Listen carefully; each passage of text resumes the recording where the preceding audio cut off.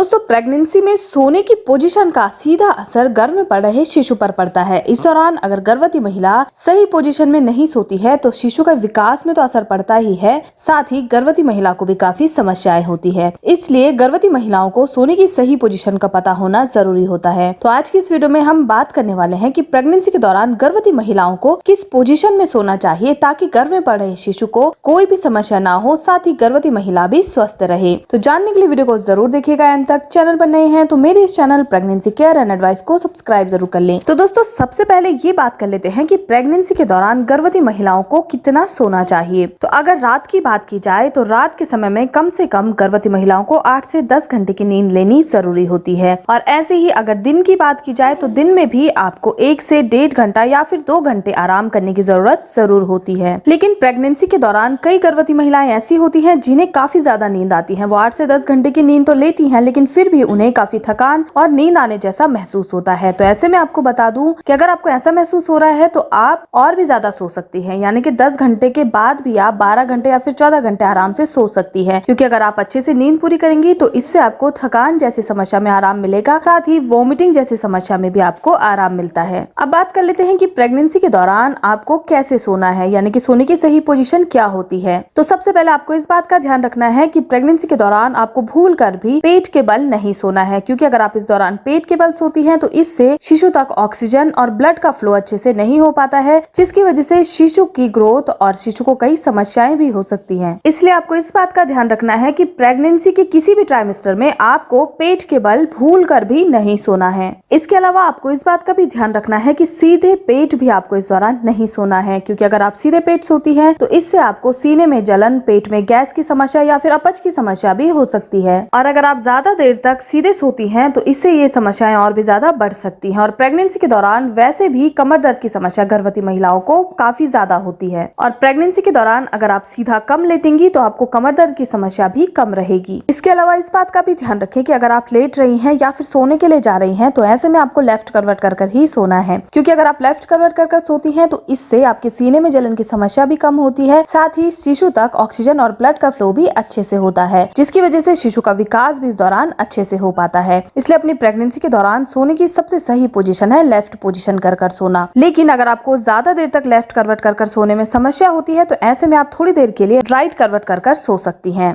तो दोस्तों ये थी जानकारी कि प्रेगनेंसी के दौरान गर्भवती महिलाओं को कितनी देर तक सोना है और सोने की सही पोजीशन क्या होती है। वीडियो को समाप्त करती हूँ। धन्यवाद।